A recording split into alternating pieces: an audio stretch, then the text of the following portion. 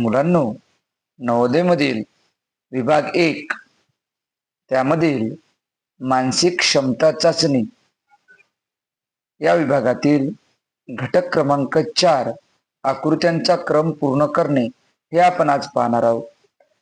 या घटकावर नवोदयच्या परीक्षेमध्ये 4 प्रश्न येतात आणि एकूण गुण असतात 5.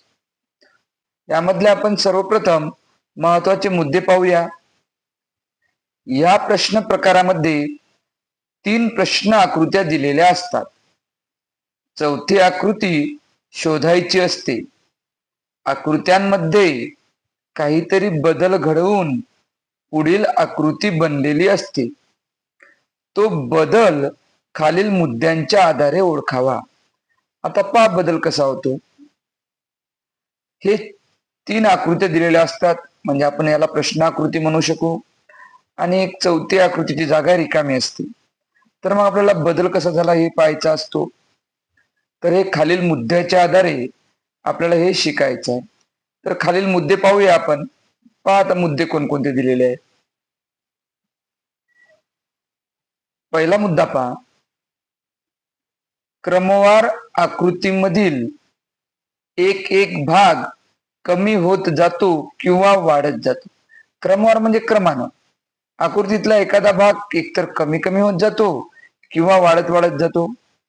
दुसरा महत्वाचा मुद्दा पहा, आकृतीमधील चिन्हे किंवा आकृती घटीवत क्लॉकवाईज किंवा प्रतिघटीवत अँटी क्लॉकवाईज फिरतात. म्हणजे ती कधी कधी 45 डिग्री 45 अंशात, कधी 90 तर कधी 180 मध्ये. तर सराव उदाहरणात ते आपल्याला समजून जाईल. तिसरा महत्वाचा मुद्दा आहे, केव्हा केव्हा प्रश्न आकृतीमधील एक व तिसरी म्हणजे पहिली व तिसरी आकृती समान असते, तेव्हा दुसरी व चौथी आकृती समानच असते. यावरून सुद्धा तुम्ही उत्तर निवडू शकता. चौथा मुद्दा पहा, आकृतीत खूप सारे चिन्हे असल्यास आधी फक्त एकाच चिन्हाचे निरीक्षण करून त्यातील बदल शोधून उत्तर शोधावे. म्हणजे फक्त आधी एकाच चिन्हाचा विचार करायचा आणि त्यावरून उत्तर शोधायचे. आणि शेवटचा मुद्दा पहा, शेवटचा मुद्दा आहे, आकृतीचे निरीक्षण करत असताना गाळणी पद्धतीचा अवलंब करावा. हे पण महत्वाचा मुद्दा आहे. आकृतीचे निरीक्षण करताना गाळणी पद्धतीचा अवलंब करावा. आता हा प्रश्न पहा दिलेला, यामध्ये काय झालं पहा, हा एक एरो दिलेला आहे, याची दिशा वरची आहे. तर याला या पुढल्या आकृतीत काय केलं, असं घटीवत म्हणजे घड्याळाच्या दिशेने फिरवलं आहे आणि या बाजूवरून डायरेक्ट या बाजूला म्हणजेच 90 अंशात फिरलेली आकृती आहे. घटीवत पुढे ही 90 अंशात फिरून खाली आली. आता 90 अंशात जर हिला फिरवलं आपण तर आकृतीचं तोंड इकडे येईल, म्हणजे बाण असा येईल. या साईडला एरो तयार होईल मोठावाला या साईड. तर आपण याच आधारे काही सराव प्रश्न पाहूया. मुद्दे आपण आता समजून घेतलेले आहे. हे मुद्दे सर्व आपण आपल्या वहीत लिहून घ्यायचे आणि या मुद्द्याच्या आधारेच आपला आकृत्यांचा क्रम पूर्ण करणे याचा स्वाध्याय सोडवायचा आहे. त्यापूर्वी आपण काही सराव उदाहरणे पाहूया. स्वाध्यायामधील सराव प्रश्न पहिला पाहूया. जर आपण या प्रश्न आकृत्यांचे निरीक्षण केले तर आपण यामध्ये खूप सारे चिन्ह दिलेले आहे. जर मधातलं चिन्ह पाहिलं तर इथं प्लस आहे, अधिक, गुणाकार, अधिक. आता इथे 100% गुणाकार येणार, त्यामुळे आपला जो पर्याय क्रमांक ए आहे तो नाही येणार आणि पर्याय क्रमांक डी आहे तो पण नाही येणार. याप्रमाणे गाळणी पद्धतीचा उपयोग करायचा. आता काय करायचं, आता यामधील कोणतेही एक चिन्ह पाहायचं. आता मी पाहतो हा इथे दिलेला आहे सर्कल, हा सर्कल गोल आणि हा कोरा आहे. तर हा या आकृतीत कुठे गेला, तर एक घर पुढे गेला, इथे आला, इथून एक घर पुढे गेला, खाली आला इथे. आता इथून एक घर पुढे जाईल, डावीकडे आणि इथे येणार, तर इथे सर्कल कुठे आहे ते पाहू आपण. यामध्ये पाहिला तर यामध्ये कसं आहे, घट्ट आहे, म्हणजे हे पण आकृती येणार नाही. आणि यामध्ये सापडला पर्याय क्रमांक सी, म्हणजे एका चिन्हाचा उपयोग करून सुद्धा आपण उत्तर काढू शकतो. आता दुसरा प्रश्न पहा, सराव प्रश्न 2. यामध्ये काय आहे, यामध्ये एक आकृती दिलेली आहे, त्याचा भाग रेखांकित केलेला आहे, रेषाप दिलेले आहे. तो भाग काय झाला, पुढे आला. पुढे आला म्हणजे तो काय झाला, जर आपण योग्य निरीक्षण केलं तर तो काय झाला, तर प्रतिघटीवत असा, म्हणजे प्रतिघटीवत म्हणजे घड्याळाच्या उलट्या दिशेने तो फिरलेला आहे.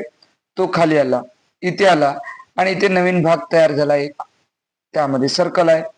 तर हा पुढली आकृती पाहिली तर हा भाग आणखी पुढे गेला आणि इथे दोन भाग तयार झाले. तर आता हा असाच फिरेल, प्रतिघटीवत पुढे जाईल अँटी क्लॉकवाईज, आणि इथे तो रेखांकित भाग तयार होईल. मग इथे रेखांकित भाग कुठे आहे आणि हे कशा प्रकारचा भाग आहे हे पण आपण शोधू. इथे रेखांकित भाग झालेला आहे, परंतु ह्या ज्या रेषा आहेत या उभ्या आहे, यामध्ये कशा होत्या, आडव्या होत्या. म्हणजे पर्याय क्रमांक ए कटला, म्हणजे गाडणी पद्धतीचा उपयोग घ्यायचा बेटा. इथे आहे सेम टू सेम. तिसरं पाहू, हे तिरप्या रेषा आहे आणि ह्या पण तिरप्या रेषा आहे, म्हणजे आपलं उत्तर येणार पर्याय क्रमांक बी. चला तिसरा प्रश्न पाहूया. तिसरा प्रश्न पहा, या तिसऱ्या प्रश्नामध्ये खूप सारे चिन्ह दिलेले आहे. मग आपण महत्वाच्या नोट्स मध्ये पाहिलं किंवा महत्वाच्या मुद्द्यामध्ये पाहिलं आपण की खूप सारे जर चिन्ह असेल तर फक्त एकाच चिन्हाचे निरीक्षण करायचे. मग कुठलंही एक चिन्ह पहा. आता मी हा त्रिकोण पाहतो कोरावाला, हा त्रिकोण इथे आहे. पुढल्या येतनी काय झाला पाहू आपण, हा कोरावाला त्रिकोण इथे होता, म्हणजे या जागेवर होता तो. एक आणि दोन घर प्रतिघटीवत म्हणजे मागे गेला तो, दोन घर मागे गेला तो. आता इथे आहे, इथून किती घरे मागे गेला पाहू, एक आणि दोन घर इथं मागे आला आहे, म्हणजेच अँटी क्लॉकवाईज फिरलेला आहे तो. आता असा फिरल अँटी क्लॉकवाईजच, आणि एक आणि दोन घर पुढे जाईल तो, म्हणजे असा इथं मागे, म्हणजे असा सरळ सरळ जात राहील तो. म्हणजे आधी इथे होता, इथून एक दोन इथं आला, आता इथून एक दोन इथं येईल, म्हणजे या चौरसाच्या जागी येईल. तर चौरसाच्या जागी आपल्याला या साईडला कुठे त्रिकोण आहे हे पर्यायामधून शोधायचं. इथे आहे का, नाही. मग गाडणी पद्धतीचा अवलंब, इथे आहे का, नाही. त्रिकोण आहे, पण आपल्याला त्रिकोण कसा पाहिजे, कोरावाला, रेखांकितवाला पाहिजे नाही, घट्टवाला पाहिजे नाही, त्यामुळे हे पण कटलं. इथे आहे, इथे आहे का, नाही. इथे तर हा काईटचा आकार आहे, हे पण कटलं. म्हणजे आपलं उत्तर आलं पर्याय क्रमांक सी. अशा गाळणी पद्धतीचा उपयोग करून आणि योग्य निरीक्षण करून आपण कोणत्याही प्रश्नाचे योग्य उत्तर देऊ शकतो. पुढचा प्रश्न, प्रश्न क्रमांक 4 पाहूया आपण. प्रश्न क्रमांक 4 पहा काय आहे, तर ह्या दोन रेषा दिल्या आणि या दोन रेषेला एक एक चिन्ह दिलेलं आहे.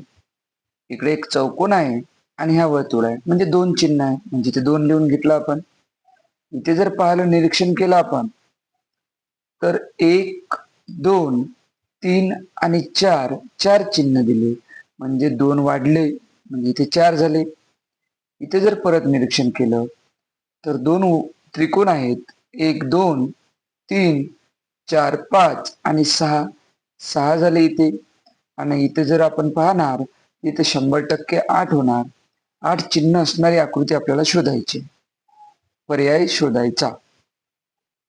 जर पहिला पर्याय पाहिला आपण, तर पहिल्या पर्यायामध्ये पहा 1 2 3 4 हे अर्धवट आहे, म्हणजे पहिलं येणार नाही. दुसरा जर पाहिला 1 2 3 4 5 6 आणि 1 7 हे पण येणार नाही, आपल्याला 8 पाहिजे. तिसरा पर्याय 1 2 3 4 5 6 7 हे पण येणार नाही. आणि चौथा पर्याय पहा 1 2 3 4 5 6 7 आणि 8, यामध्ये 3 त्रिकोण दिलेले आहे, म्हणजे एकूण जर आपण चिन्हे मोजले तर 8 भरतात, म्हणजे आपलं उत्तर येईल पर्याय क्रमांक डी. पाचवा प्रश्न पहा, खूप सोपा प्रश्न आहे. एक वर्तुळ आहे आणि 1 2 3 4 चार चौकोन दिलेले आहेत, चौरस. आणि यामध्ये पहा काय झालं, एक वर्तुळ वाढला म्हणजे 2 झाले, इथे आणखी एक वर्तुळ वाढला म्हणजे 3 झाले. आता इथे किती वर्तुळ होणार, तर इथे 4 वर्तुळ होणार. जर एवढं जरी पाहिलं आपण तरी आपलं उत्तर येऊ शकते. पण इथे जेव्हा वर्तुळ वाढलंय तेव्हा एक चौरस कमी झाला. इथे जेव्हा एक वर्तुळ आणखी वाढलं, आणखी एक चौरस कमी झाला. इथे जेव्हा एक वर्तुळ वाढेल म्हणजे 4 वर्तुळ होणार, त्यावेळेस ह्या 2 चौरसाचा एकच चौरस बाकी राहील. पण जर पहिल्या पर्यायामध्ये पाहिलं आपण तर 4 वर्तुळ आहेत, परंतु ह्या 2 रेषा उगीच दिलेल्या आहेत, त्यामुळे गाळणी पद्धतीने कट केलं. यामध्ये 5 वर्तुळ आहे, हे पण गाळणी पद्धतीने कट झालं. यामध्ये मोजले आपण तर 6 वर्तुळ आहे, हे पण गाळणी पद्धतीने कट केलं. यामध्ये 1 2 3 4 आहे आणि एकच चौरस दिलेला आहे. म्हणजे आपलं उत्तर येणार पर्याय क्रमांक डी. प्रश्न क्रमांक 6. पहा काय म्हणतो प्रश्न क्रमांक 6. इथे त्रिकोण दिलेला आहे म्हणजे अर्धा भाग रेखांकित आहे, अर्धा भाग कोरा आहे. इथे काय केलं, इथे चौरस दिला, अर्धा भाग कोरा अर्धा भाग रेखांकित. म्हणजे पहा, पहिल्या नंबरचा भाग रेखांकित, इथे पहिल्या नंबरचा भाग कोरा, इथे पहिल्या नंबरचा भाग रेखांकित. आता इथे 100% पहिल्या नंबरचा भाग कोरा येईल, अर्धा भाग. मग इथे कोरा आहे का पहिल्या नंबरचा, नाही, गाळणी पद्धत. इथे कोरा आहे का, आहे, येऊ शकते हे उत्तर. पुढले पर्याय पाहून घेऊ. इथे खालचा भाग दिला असा नाही पाहिजे आपल्याला, फक्त एक साईडचा पाहिजे. इथे वरचा भाग दिला, हे पण नाही पाहिजे. म्हणजे आपलं उत्तर येणार पर्याय क्रमांक बी.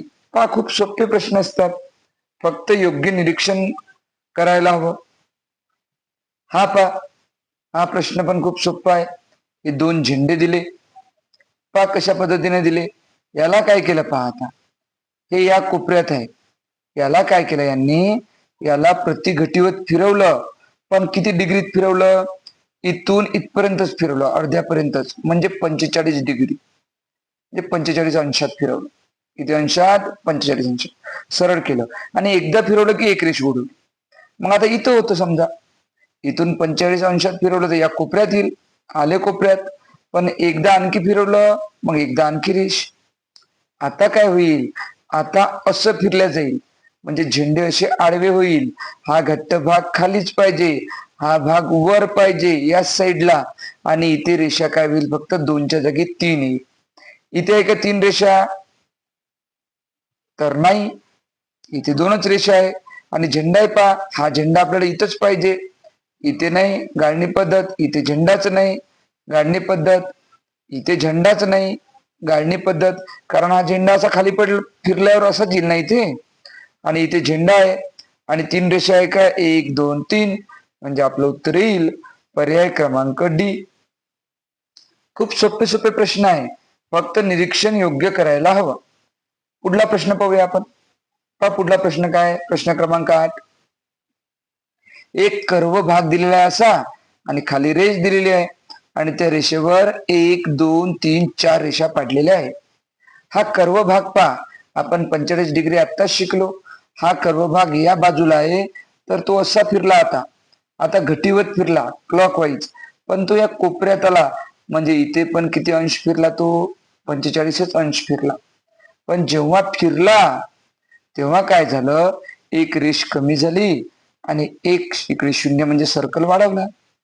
तर हा परत 45 इथं फिरला, इथे आला, एक 0 परत वाढला, एक रेष कमी झाली. तर हा कुठे येईल आता बाबा, तर हा येईल या कॉर्नरला. आणि काय होईल, ही एक रेष आणखी कमी होईल, एक सर्कल वाढेल 0 इथे. मग या कॉर्नरला याचं तोंड राहील असं. तर इथे कॉर्नरला तोंड आहे का, नाही, गाळणी पद्धत. इथे कॉर्नरला तोंड आहे का, नाही, गाळणी पद्धत. इथे कॉर्नरला तोंड आहे का, आहे. आणि आपल्याला किती सर्कल 0 पाहिजे होते, समजा सर्कल 1 2 3 पाहिजे होते, एक रेष कमी पाहिजे होती. तर 1 2 3 एक रेष कमी, म्हणजे आपलं उत्तर मिळालं पर्याय क्रमांक सी. 9वा प्रश्न पहा. 9वा प्रश्न पण खूप सोपा आहे. एक असा कोन दिलेला आहे आणि कोन मध्ये इथं कोणाचं हे दिलंय, चिन्ह दिलेलं पहा. तर मग यांनी काय केलं, कसं फिरलं पहा. हा जो बाण आहे तो या बाजूला आहे, तर तो असा फिरला मागे. मागे म्हणजे प्रतिघटिवत. तर तो असा मागे फिरला आणि हा बाण या रेषेचा आला या रेषेला आणि हे टोक गेलं वर. म्हणजे बिलकुल 90 अंशामध्ये फिरली ती आकृती आणि 90 अंशामध्ये फिरली आणि अँटी क्लॉकवाईज फिरली. मग ही पण पहा, ही 90 अंशात प्रतिघटिवत अँटी क्लॉकवाईज ही आली. हिला 90 अंशात फिरवा. हिला 90 अंशात फिरवलं तर आकृती कशी होईल पहा. हे बाण इथं जाईल या साईडला, या रेषेवरचा या साईडला. म्हणजे अशा टाईप बाण पाहिजे आपल्याला. इथे आहे का, नाही, गाळणी पद्धत. इथे आहे का, नाही, गाळणी पद्धत. इथे आहे का, आहे. तर मग आपलं उत्तर येईल पर्याय क्रमांक सी. तुम्ही जर डी चं निरीक्षण केलं तर इथे बाण नाही, त्यामुळे आपलं उत्तर येईल पर्याय क्रमांक सी. चला या स्वाध्यायामधला शेवटचा प्रश्न पाहूया. त्यानंतर राहिलेला सर्व स्वाध्याय ते तुम्हाला सोडवायचं आहे. तर पहा आता 10वा प्रश्न पहा. 10वा प्रश्न पण खूप सोपा आहे. पहा, एक स्वस्तिक दिलेला आहे. प्रश्नाकृतीत 3 आकृती आहे ना. एक स्वस्तिक दिलेला आहे मधात आणि त्यावर साईन दिलेलं आहे खूप सारे. तर मी तुम्हाला आधीच सांगितलं, फक्त एका गोष्टीचं निरीक्षण करा. मग आपण काय करू, या त्रिकोणाचं निरीक्षण करू. फक्त एकाच चिन्हाचं, सगळ्या चिन्हाचं निरीक्षण करायचं नाही. या त्रिकोणाचं निरीक्षण जर केलं आपण तर त्रिकोण काय झाला, एक तर आकृती फिरवली तरी चालते किंवा फक्त चिन्हे फिरवले तरी चालतात. आकृती फिरवली तरी सेम उत्तर येईल. आणि हे चिन्हे कसे फिरले किंवा आकृती कशी फिरली, घटीवत क्लॉकवाईज. मग हा त्रिकोण इथे गेला गेला, हा त्रिकोण खाली आला, हा त्रिकोण इथे जाईल. इथे त्रिकोण असणारा पर्याय निवडायचा, बाकी पर्याय गाळणी पद्धतीने कट करायचे. इथे आहे का त्रिकोण, नाही, कट झालं. इथे आहे का त्रिकोण, आहे, राहू देऊ सध्या. कधी कधी 2 जागेवर त्रिकोण असू शकतो. इथे आहे का त्रिकोण, नाही, कट झाला. इथे आहे का त्रिकोण, नाही, कट झाला. तर आपलं उत्तर येणार पर्याय क्रमांक बी. तर आता पहा, 2 प्रश्न खाली आहे, 11 आणि 12. याचं निरीक्षण करा बरं योग्य तुम्ही. पहा कसं आहे, तर हे रेष पहा, हे तिरपी रेष मोजा आणि याला मारलेल्या आडव्या ह्या रेषा पण मोजा. आणि याच्यावरून हे कसं तयार झालं हे पहा, यावरून हे कसं तयार झालं हे पहा आणि यामधील पर्याय निवडा आणि हे मला कमेंट मध्ये कळवा व्हिडिओच्या. 12वा प्रश्न पहा. 12वा प्रश्न कसा आहे पहा, यामध्ये पण काहीतरी बदल केलेला आहे. हे अदल बदल करत करत हे आकृत्या तयार झालेल्या आहेत. याचं सुद्धा योग्य निरीक्षण करा आणि योग्य पर्याय निवडा आणि याचं पण उत्तर मला कमेंट मध्ये पाठवा. आणि राहिलेले जे प्रश्न आहे या स्वाध्यायामधील प्रश्न क्रमांक 13 आणि प्रश्न क्रमांक 13 ते 60 हे तुम्ही तुमच्या या पुस्तकात सोडवायचे आणि मागे स्वतः चेक करायचे आणि समजून घ्यायचे. आणि जे चुकले तर ते पुन्हा समजून घ्यायचे किंवा आपल्या सरांना विचारायचे. तर याप्रमाणे आज आपण घटक 4 आकृत्यांचा क्रम पूर्ण करणे हे पाहिलेलं आहे. यामध्ये काही महत्वाचे मुद्दे सुद्धा पाहिलेले आहे. तर आपण हे जे महत्वाचे मुद्दे आहे हे महत्वाचे मुद्दे पहा. व्हिडिओ थांबवायचा व्हिडिओ आणि हे महत्वाचे जे मुद्दे आहे हे महत्वाचे मुद्दे लिहून घ्यायचे आणि या महत्वाच्या मुद्द्याच्या आधारे आपण संपूर्ण स्वाध्याय सोडवायचा. आपण याप्रमाणे जर सराव केला, आपण या प्रकारे प्रॅक्टिस केली तर 100% गॅरंटी आहे की आपल्याला मानसिक क्षमता चाचणी यामध्ये 50 पैकी 50 गुण नक्की मिळेल.